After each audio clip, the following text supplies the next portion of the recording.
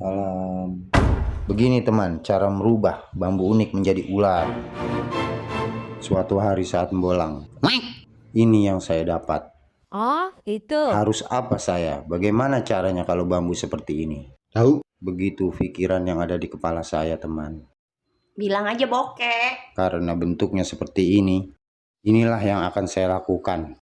Pret. Dia bengkok seperti belalai, tapi bukan. Dia menyendok seperti arwana, juga bukan. Tapi seperti ular. Ini yang saya kerjakan, teman.